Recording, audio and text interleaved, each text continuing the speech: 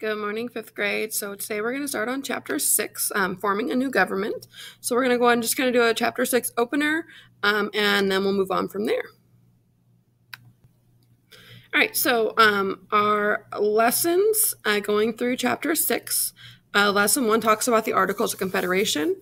Lesson 2, a new framework for governing. Lesson 3, protecting the rights of citizens. And then we have the impact today, which is comparing governments in the Western Hemisphere. All right, so our essential question for chapter 6 is going to be, how does the Constitution help us understand what it means to be an American? So we're going to look at the Constitution, we're going to talk about it a little bit, and it's going to try to help us understand what does it mean to be an American. All right, so in this chapter, you'll read about how the United States Constitution was developed. You'll learn about the people who created a stronger national government, their opinions about how it should be run, and the pressures that drove them to compromise on important issues. You'll examine how the Constitution has changed over the course of U.S. history to protect the rights of all people. So we're going to look first at things that were happening in the Americas during this time. So it says chronological thinking, look at the timeline, what was happening in other parts of the world while the United States Constitution was being developed. So let's start with the Americas first. So it says in 1776, we have the Declaration of Independence is signed, and Congress creates the Articles of Confederation. In 1777, the United States starts operating under the Articles of Confederation. And then in 1781, the Articles of Confederation is ratified by all 13 states, meaning that all 13 states finally adopted it. All right, during this same time in the world, we have Captain James Cook becomes the first European to visit the Hawaiian Islands. And then in 1779, we have war breaks out in South Africa between Dutch settlers and the Xhosa people. All right, so continuing with the American timeline, so that was the top again, so things that are happening in the Americas. We have May of 1787, the Constitutional Convention convenes in Philadelphia. July of 1787, we have the Great Compromise is made. And then December of 1787, we have the states begin to ratify the Constitution. So we'll talk more about that because we accepted the Articles of Confederation, but then we ratified it, we changed it, and then we ratified the Constitution. So we'll talk a little more about that. And then in May of 1790, the last of the 13 original states ratifies the Constitution. Ratifies means to accept, to adopt it. Okay, and again, in world events during this same time, we have Crimea becomes a Russian territory following conflict with the Ottoman Empire. We have in 1787, Mozart's opera Don Giovanni premieres in Prague. In 1789, the French Revolution begins. So we'll see that France begins a revolution of their own. And then in 1789, we have Antoine Laurent Lavoisier develops a way to organize chemical elements, beginning the study of modern chemistry. So if we continue with the reading, it says, once the Constitutional Convention agreed on the Constitution, at least 9 states had to agree to it too. One by one, the 13 states signed the document and officially became part of the United States, beginning with Delaware and ending with Rhode Island. Gradually, new states joined the Union, but it took 169 years for the United States to look as it does today. So that's more and more states becoming part of the United States. So over a period of 169 years, which seems like a long time. All right, so looking at the map up here, it says United States and territories in 1790. So we can see that the states are here in yellow. The territories are in orange, okay? And then we have special status areas. So places up here like Vermont.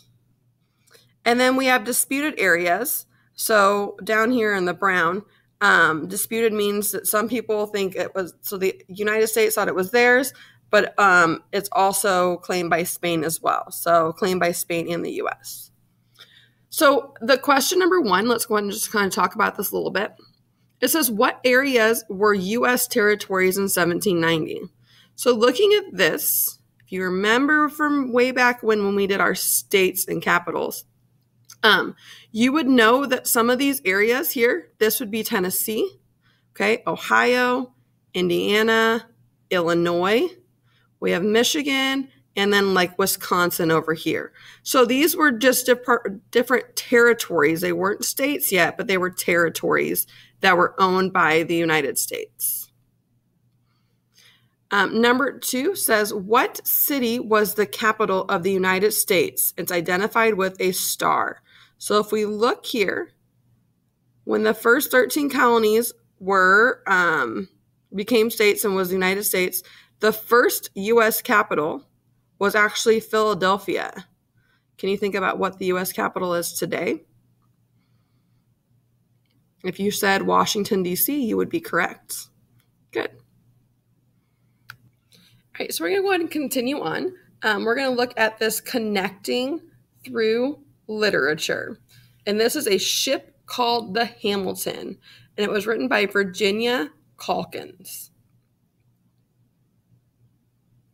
It was July 23rd, 1788, and New York City was having a big parade. The Constitution of the United States had finally been ratified by 10 states, and the people of New York wanted to celebrate. Caught up in the excitement were Philip, Angelica, and Alexander, the natural children of Alexander and Betsy Hamilton. Fanny Ann Till, the orphan whom the Hamiltons had adopted, was excited too. Baby James was only 4 months old, a bit too young to understand. The children waited impatiently for the parade to begin. Suddenly, they heard the boom of a cannon. That was the starting signal. A group of trumpeters led the parade.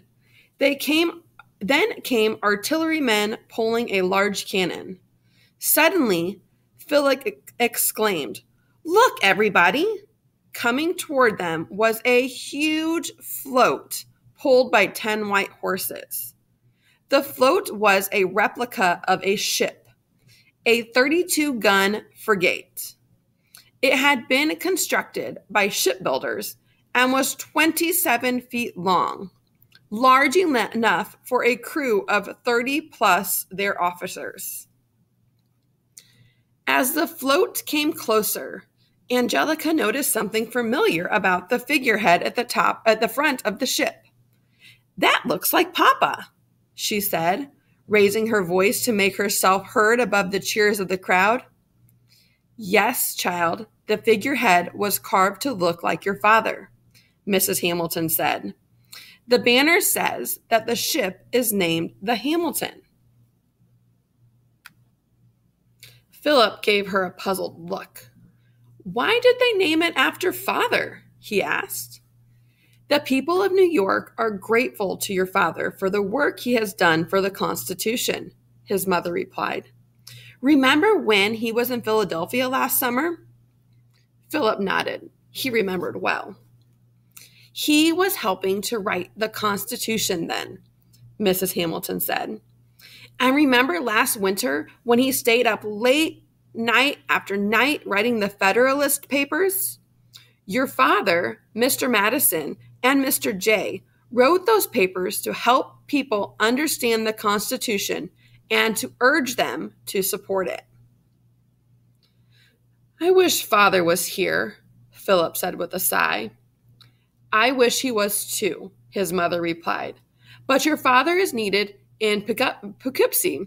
The state of New York is having a convention to decide whether it will ratify the Constitution, and your father is a delegate." "Here comes another ship," little Alexander shouted. The ship was made by sailmakers and named the New Constitution. A carved figure of Alexander Hamilton stood on its deck with papers representing the new Constitution in his right hand and the Articles of Confederation in his left. This was to indicate the change from the Articles of Confederation to the Constitution. More floats followed. Angelica and Fanny liked the one that featured a beautiful garland of artificial flowers. 3 of the flowers were drooping, and Mrs. Hamilton explained that represented the 3 states, including New York, that had not yet ratified the Constitution. The parade continued with marching bands, tradesmen and merchants, doctors, professors, and public officials. 10 law students carried the 10 state ratifications. 3 officials carried the new Constitution.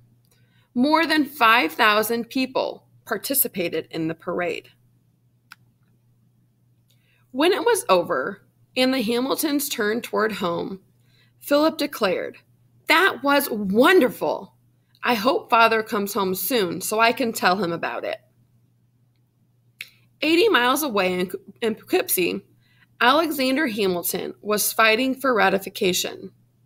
When the convention had begun on June 17th, only 19 of the 65 delegates favored ratification.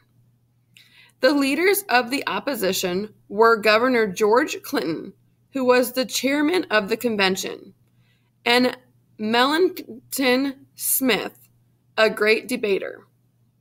Hamilton believed that it was extremely important that New York join the Union. Besides being centrally located geographically, it was also a center of trade and commerce. How could he win over his opponents? First, he persuaded the delegates to debate the Constitution clause by clause, thus taking time until he heard from New Hampshire or Virginia. At that point, 8 states had ratified. Another would mean that the Constitution would go into effect, with or without New York. Hamilton hoped that another ratification would convince some of the delegates to switch sides. When an anti-federalist introduced an amendment to make the U.S. senators subject to recall by their state legislators, Hamilton jumped up to object. He insisted that the Senate must be a stable body, not subject to the whims of state legislators. As the debate dragged on, Hamilton waited anxiously for word from his friends. Suddenly, he heard hoofbeats. An express rider brought news that on June 21st, New Hampshire had ratified the Constitution. The United States of America had been born. Still, the anti-federalists would not give in. Governor Clinton suggested 55 amendments. He was willing to enter the Union on the condition that New York could withdraw if these amendments failed to pass within a reasonable time. Hamilton could not agree to this. On July 2nd, a messenger arrived from James Madison. Virginia had ratified. With this large state in the Union, it would be difficult for New York to stand alone. Word reached Poughkeepsie about the parade being planned in New York City. There were rumors that the city might secede from the state if the convention failed to ratify. On July 23rd, Melancton Smith and his men switched sides. The next day, there was a move for conditional ratification. Hamilton read a letter from Madison to the delegates that said New York could not enter the Union conditionally. Finally, on July 26th, New York ratified the Constitution with a recommendation for a Bill of Rights and other amendments. The vote was 30 to 27. Alexander Hamilton returned to his family, a tired but happy man. Proudly, he showed the ratification document to Betsy and the children. The children were impressed, but they really wanted to tell their father about the parade. It was tremendous, Philip related. There was a ship called the Hamilton. His father picked up the ratification papers and moved toward the door. I must bring this document to the Continental Congress at City Hall, he said, but I will return soon, and you can tell me more about the parade. I want to hear everything, particularly about that ship called the Hamilton. All right, so let's go ahead and talk about these questions here. So it says, why was a parade held in New York City on July 23rd of 1778? All right, if you think back to the very beginning of the story, it talks about how this parade was held because the United States had finally ratified the Constitution, and it was finally ratified by 10 states, so they wanted to hold a big parade to celebrate. Okay. 2 says, what was Alexander Hamilton's tactic or strategy to get New York State to ratify the Constitution? All right. So it talked about how he wanted to go over each article one by one so that he could kind of wait it out and spend more time debating it so that hopefully more states, at least 1 or 2 of the other states would ratify the Constitution, and that would kind of force New York to do the same thing.